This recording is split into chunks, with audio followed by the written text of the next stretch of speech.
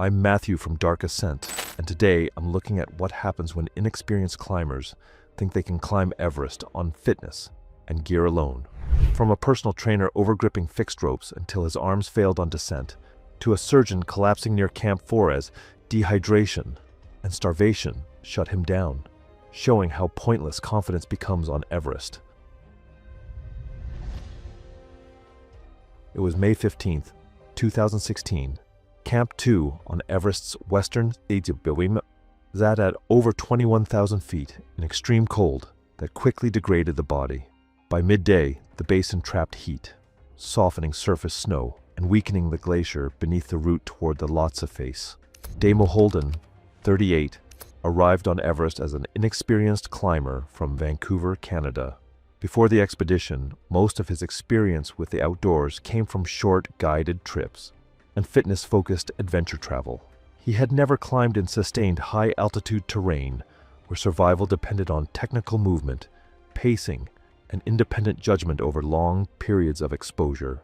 A former real estate developer, Damo approached Everest with a mindset that preparation could be compressed. He trained intensely for months, spent heavily on equipment, and believed discipline and confidence could compensate for lack of mountain experience. That mindset followed him onto the mountain. Feels like he thought Everest was something you could brute force if you wanted it badly enough. Online, he posted constantly about mindset, discomfort, and pushing limits. Most of the footage showed controlled moments around camp or clipped safely to fixed ropes. But the way it was edited made the climb appear far more independent and controlled than it really was. During early rotations through the Khumbu icefall, guides noticed that Damo struggled with efficiency. He overexerted on basic sections, stopped too often to recover, and burned energy at a rate that became noticeable compared to other climbers on the same schedule. His Sherpa guide repeatedly reminded him to slow his pace and conserve strength for higher camps. By the second rotation to Camp 2, small mistakes had started stacking up. He forgot to fully secure a crampon strap before leaving camp one morning, and later misplaced a glove during a rest stop near the base of the Lhotse face. Neither incident caused serious harm, but both reflected declining focus at altitude. Little mistakes up there never stay little for long. Despite the issues, Damo remained determined to prove he could handle the mountain without constant supervision. He began separating himself slightly from the pace set by his Sherpa, especially during descents where terrain looked less technical from above. On the afternoon of May 15th, after completing a rotation above Camp 2, Damo started descending toward camp ahead of the rest of his team. Conditions had warmed significantly inside the western Suwm, and sections of the glacier had become unstable under the midday heat. Visibility remained good, but the route passed through an area broken by hidden crevasses covered with thin snow bridges. Climbers were expected to move carefully, remain clipped properly, and follow the established track exactly. At some point during the descent, Damo stepped several feet off the packed route while trying to bypass slower climbers moving ahead of him. The snow beneath him collapsed instantly. He dropped approximately 30 feet into a narrow crevasse and struck the ice walls multiple times before landing on a sloped section near the bottom. His fall was partially slowed by his pack, but the impact caused significant trauma to his chest, shoulder, and pelvis. The climbers above heard the collapse and radioed Camp 2 immediately. A Sherpa rescue team responded within minutes and located Damo deep inside the crevasse, conscious but unable to move normally. The extraction was difficult due to the narrow opening and unstable snow around the edge. Anchors had to be reset repeatedly as rescuers worked to avoid widening the collapse zone. Honestly, just getting him out alive from that spot already sounded brutal. After nearly 2 hours, rescuers managed to raise him to the surface. By then, his condition had worsened significantly from internal injuries, blood loss, and prolonged cold exposure inside the crevasse. He was transported back to Camp 2 and later evacuated lower on the mountain, but his condition continued deteriorating during the descent. Damo Holden died the following morning from traumatic internal injuries, complicated by hypothermia and high-altitude stress. The expedition review concluded that the initiating factor was deviation from the established route inside hazardous glacier terrain during peak warming conditions. Investigators also noted that Damo's lack of experience moving independently in crevasse zones contributed directly to the fatal decision-making that led to the fall. It was May 11th, 2016. The Lhotse face above Camp 2 on Everest sat in shadow at over 21,000 feet, with temperatures near -15 degrees Fahrenheit and wind-polished ice. Rising at 45 to 55 degrees, it demanded precise front-point technique, where efficiency mattered more than strength for survival. Maston Trent, 38, arrived that season as an inexperienced climber from Denver, Colorado, with a strong fitness background, but little real mountaineering experience. He worked as a personal trainer and built his identity around measurable performance, powerlifting, endurance training, and marathon running. But that conditioning didn't translate into technical alpine skill. He had completed a few non-technical hikes and guided trips on lower peaks, including Kilimanjaro and several Colorado 14ers, but none of them involved sustained steep ice, fixed rope systems, or high-exposure climbing. His only real exposure to crampons and glacier travel came from a single guided session on moderate terrain, leaving him underprepared for the demands of Everest's upper slopes. Not much to fall back on when things get real up there. From the start, his fitness stood out. On early rotations, guides could see he was stronger than most clients on the mountain, but strength wasn't the issue. Technique was. On fixed ropes, Maston kept doing what worked in the gym, pulling with his arms, climbing hand over hand instead of letting his legs and crampons do the work. Dorje, his Sherpa, noticed it early and told him to fix it. Maston understood, but on Everest understanding doesn't always turn into change. By the time they were on the Lhotse face, that habit was catching up with him. Every meter higher, his arms were burning out faster than his legs could recover, and the small, stabilizing muscles he actually needed were getting exhausted. Dorje saw it clearly and told him to stop and reset his pace. Maston pushed on anyway. You can see the overloaded building in real time.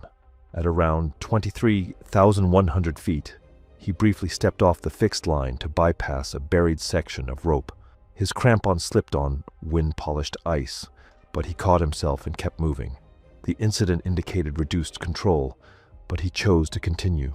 Near 23,400 feet, visible fatigue had set in.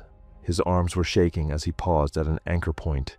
He estimated Camp 3 was less than 1,000 vertical feet above, and pushed forward despite increasing instability in his movement. Shortly after, his right crampon loosened when the heel bail shifted out of position. He stopped on the face to fix it, removing his glove in the process. Within minutes, 3 fingers on his right hand showed early frost nip. His grip strength declined noticeably. Dorje called for descent. Maston resisted briefly, then agreed. During the descent at approximately 23,500 feet, his technique remained compromised. As he stepped down onto a section of hard, polished ice, his left crampon failed to seat securely. He instinctively grabbed the fixed rope with both hands, but his right hand, affected by frost nip, could not hold full weight. He slipped. The fall lasted only a few seconds. He dropped roughly 6 feet before the rope system caught him, swinging him hard into the ice face. The impact drove his right hip and lower back into the surface. He remained attached to the rope but could not stand. Dorje secured him immediately to the nearest anchor and radioed for assistance. 2 Sherpas from a nearby team arrived within an hour. During the slow assisted descent from 23,500 feet toward Camp 2, Maston's condition steadily worsened. He showed increasing signs of internal injury and shock and had to be lowered in stages over steep, exposed terrain. The evacuation took more than 4 hours. By the time they reached lower camp, he had slipped fully into unconsciousness and wasn't responding to anything around him.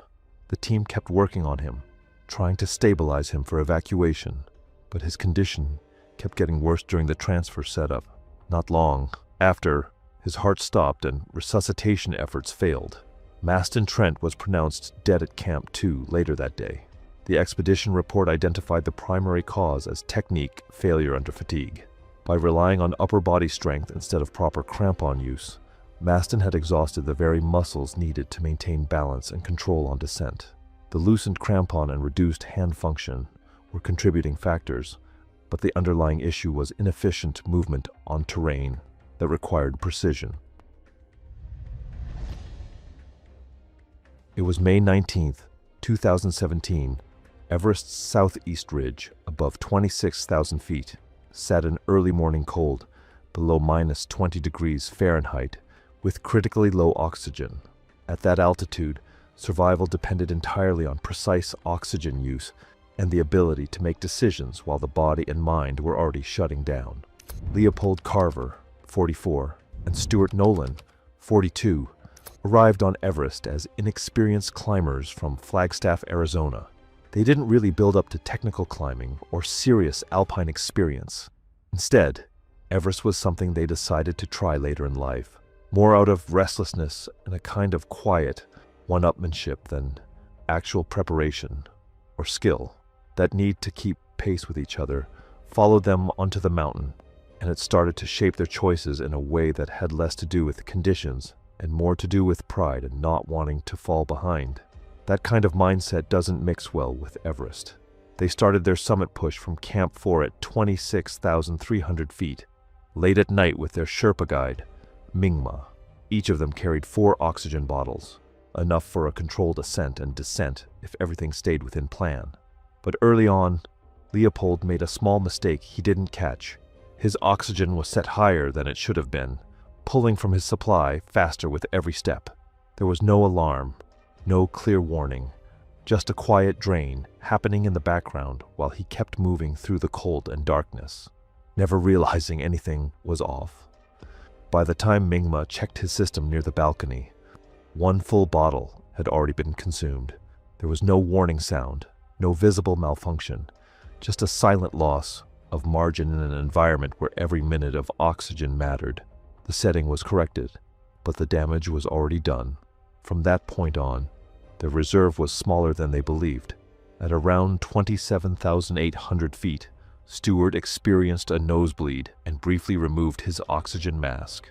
The interruption lasted only a few minutes, but at that altitude, even short exposure without supplemental oxygen begins to affect cognitive function. Over the next hour, his movement became less precise. He misclipped a section of fixed rope, hesitated on simple transitions, and showed the early signs of oxygen deprivation affecting judgment and coordination. Despite these issues, they continued toward the south summit. When they arrived at 28,704 feet, their oxygen reserves were already significantly reduced. The weather still appeared stable, and the summit was within reach. Mingma presented the option to turn back, but both men chose to continue. That decision marked the point where control began to slip. They reached the summit briefly under clear conditions before beginning their descent. On the way down, the environment changed quickly. Wind increased, temperatures dropped further, and oxygen consumption rose as exertion intensified. Leopold's 3rd oxygen bottle depleted faster than expected. By the time they moved below the south summit, both climbers were already operating on minimal reserves. At extreme altitude, exhaustion is not gradual in the way it is at sea level. It compresses, movement becomes inefficient, thinking slows, and small errors begin to stack. At approximately 27,800 feet, Leopold's final oxygen bottle ran empty. The change in him was immediate. Leopold's posture slumped, and he struggled to stay upright on the fixed line. Mingma clipped him in and tried to stabilize him, giving him emergency oxygen from his own reserve. Stewart moved in to help, but, in the confusion, briefly took off his mask again, cutting into his already low oxygen. Within minutes, both men were clearly fading, slow, confused, and no longer thinking or reacting normally at that altitude. Mingma radioed for urgent support from Camp 4, but response time at that altitude was slow, and terrain conditions made rapid ascent difficult. 2 Sherpas began climbing immediately, but they were still far below the team. Help is always on the way, but rarely fast enough. As the emergency oxygen was cycled between them, the supply proved insufficient to stabilize both climbers at once. Leopold drifted in and out of consciousness, unable to remain upright without assistance. Stewart eventually sat down on the slope and stopped responding coherently. His breathing became shallow and uncoordinated. Within minutes, both men entered a state of severe hypoxia with no functional ability to move independently. When additional Sherpas arrived, both climbers were already unresponsive. Rescue efforts focused immediately on reoxygenation and stabilization, but the prolonged period without adequate oxygen at extreme altitude had already caused irreversible neurological damage. There was no meaningful recovery response. Neither Leopold Carver nor Stuart Nolan survived the descent from the southeast ridge. The expedition review identified oxygen mismanagement as the initiating failure. Leopold's early overconsumption reduced their safety margin without detection, while Stuart's intermittent oxygen loss accelerated cognitive decline during critical sections of the climb. The report also noted that a single guide managing two deteriorating clients at extreme altitude left no effective buffer once both climbers began to fail simultaneously. It was May 22, 2017. Everest's southeast ridge, above 26,000 feet, began under clear, stable conditions, with temperatures near minus 30 degrees Fahrenheit. Within hours, a fast-moving weather system moved in, dropping visibility to near zero and erasing the fixed route, turning navigation into immediate survival. Raymond Okafor, 47, arrived on Everest as an inexperienced climber from Portland, Oregon. He didn't have any real mountaineering background and was stepping into one of the most technical and extreme environments in the world without having built prior climbing experience. His preparation was structured, but it didn't come from time spent in progressively harder mountain terrain or situations where he had to make decisions on his own. Feels like he was trying to learn the hard part while already inside it. Everything he'd learned still felt new once he got on Everest.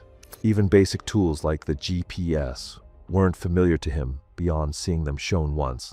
He'd never had to use them in bad visibility or under pressure, when quick decisions actually matter. He began his summit push from Camp 4 at 26,300 feet with his Sherpa guide, moving steadily through the night. Early progress was controlled and on schedule. By the time they reached the balcony at 27,600 feet, the ascent was proceeding as planned, with nothing indicating immediate risk. At roughly 28,100 feet, the situation began to change. The team was forced into a turnaround below the south summit as conditions tightened and the weather window closed earlier than expected. The descent began just as the environment deteriorated. Within less than half an hour, cloud cover rolled in and visibility dropped to under 60 feet. Wind increased sharply and the ridge lost all identifiable reference points. At approximately 26,800 feet, Raymond was instructed to continue descending alone along the fixed rope toward Camp 4, while assistance was diverted to another climber in distress nearby. The expectation was that he would remain en route until support rejoined him. He entered the whiteout alone. Being told to keep going in those conditions sounds simple, but it really isn't. For several hundred feet, Raymond followed the fixed line correctly. At around 26,600 feet, the rope ended at a standard anchor point, with the next section beginning a short distance away across an open slope. In clear conditions, this transition was simple. In whiteout conditions, there were no visible markers, no contrast, and no sense of direction. Raymond stepped in the wrong direction. He moved sideways across the slope, but the ground soon tilted too steeply and stopped him. The fixed ropes had disappeared into the storm, and everything around him looked the same under blowing snow. With no clear point of reference left, he sat down and tried to radio for help, but the wind tore his transmission apart before it could get through. He then reached for his GPS device, hoping it would provide direction. It displayed coordinates correctly, but he had never been trained to interpret or translate them into a usable route in terrain like this. It confirmed where he was, not how to return. He remained stationary. At that altitude, stopping movement accelerates heat loss rapidly. His insulated suit was designed for climbing, not for prolonged immobility in extreme wind. As minutes passed, his body temperature dropped. Shivering weakened, coordination failed, and fine motor control began to disappear. Camp 4 received fragmented communication and dispatched a support Sherpa into the whiteout. The search was slow and difficult, with near zero visibility and no landmarks to follow. After an extended search, Raymond was located a short distance off the fixed route. By that point, he was unconscious and severely hypothermic, with no effective response to stimulation. Resuscitation and warming were attempted immediately in the field, but his condition had already progressed beyond recovery under those environmental conditions. He did not survive the descent effort back toward Camp 4. Raymond O'Keefer was pronounced dead due to severe hypothermia following prolonged exposure in whiteout conditions. The expedition review identified 3 contributing factors: rapid weather collapse, loss of visual reference on the ridge, and Raymond's lack of independent navigation capability. While the GPS functioned correctly, it had never been trained into practical use, leaving it ineffective in the only conditions where it mattered. It was May 14, 2018. Everest's South Col, at over 26,000 feet, sat under clear skies, with temperatures below minus 18 degrees Fahrenheit and critically low oxygen. In these conditions, undernutrition and dehydration can quietly degrade function until movement itself becomes impossible. Philip Schaefer, 52, arrived on Everest as an orthopedic surgeon from Nashville, Tennessee, with a structured and methodical approach to preparation. He had completed marathons and Ironman triathlons. His training metrics met high standards, and his expedition plan followed established protocols. He treated the climb like a systems problem, with a clear understanding of how the body responds to altitude and risk. But like many disciplined, high-performing people, he still relied on how he felt, hunger, thirst, fatigue, to decide when to eat and drink. Over 31 days on the mountain, those signals had diminished. Altitude suppressed his appetite, while his body continued to burn energy at elevated rates. In the days leading up to May 14th, his food and fluid intake dropped well below recommended levels. He lost weight steadily and produced minimal urine, indicating dehydration. Despite this, he continued moving efficiently and did not report significant issues. He departed Camp 3 at 24,500 feet early that morning, carrying a standard load toward Camp 4 at the South Col. Conditions were stable. Early progress was controlled, though slower than on previous rotations. By the time he crossed the yellow band at around 25,000 feet, his pace had declined noticeably. He reported feeling heavy but continued. At the base of the Geneva Spur, near 25,800 feet, he stopped and sat down fully, a deviation from standard rest practices at altitude. He consumed a small amount of food and water, the first intake since leaving camp. His Sherpa, Tenzin, monitored him but observed no immediate critical signs. However, stopping like that near the top is never just a quick break. As the ascent continued, Philip's movement became increasingly labored. Each step required visible effort beyond what his fitness level would normally demand. His breathing rate increased, and he did not consume additional food or fluids. He reached the edge of the South Col with Camp 4, less than 1,000 feet away, and sat down, unable to continue when prompted. Tenzin returned and observed clear signs of physical decline, paleness, shivering, and reduced responsiveness. His oxygen system was functioning, and his saturation level, while low, remained within expected range for the altitude. A short time later, Philip attempted to stand, but could not generate enough force to lift himself. Severe undernutrition and dehydration over the previous 30 hours had left his body unable to sustain exertion in extreme altitude conditions. Shortly after, he lost consciousness.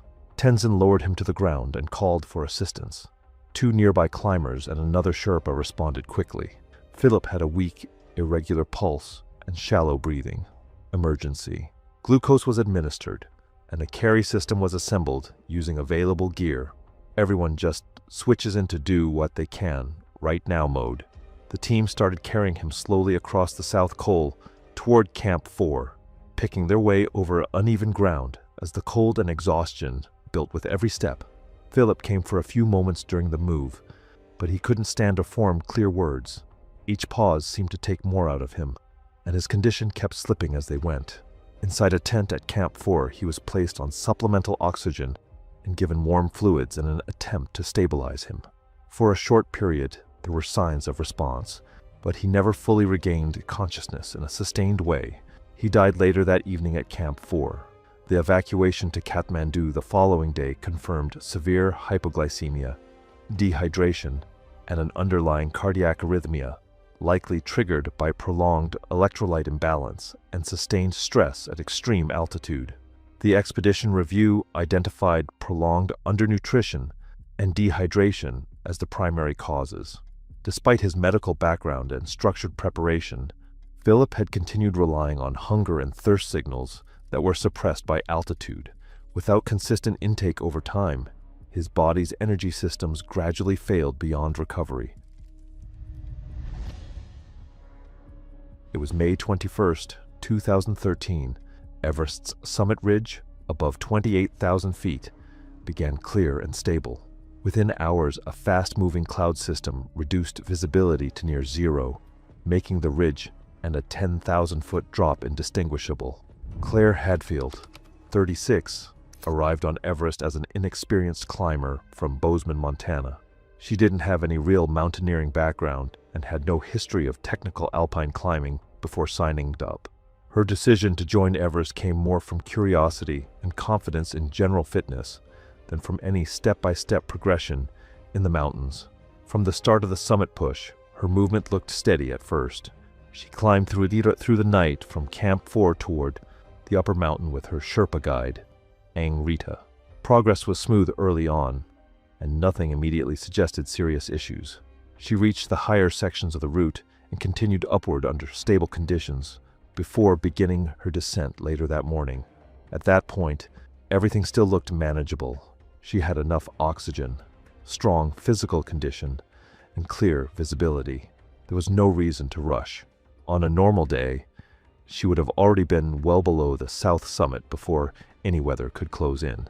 A delay occurred at the Hillary step during descent. Another client required extended assistance, and the group was held in place for over 30 minutes. Claire, already below the step, continued ahead at her own pace. The delay did not immediately present as significant, but altered the timing of her position on the ridge. By late morning, weather conditions began to change rapidly. Cloud cover moved in across the ridge, and visibility dropped from clear to severely limited within minutes. Wind speeds increased, driving snow across the surface and removing all visual contrast from the terrain. Visibility dropped to under 50 feet, with intermittent whiteout conditions reducing it even further. Claire was on the south summit ridge, clipped to the fixed rope. The ridge, normally defined by clear edges and drop-offs, appeared as a continuous, uniform surface. Landmarks used during ascent were no longer visible. She stopped moving. Her guide was behind her, but communication was disrupted by wind.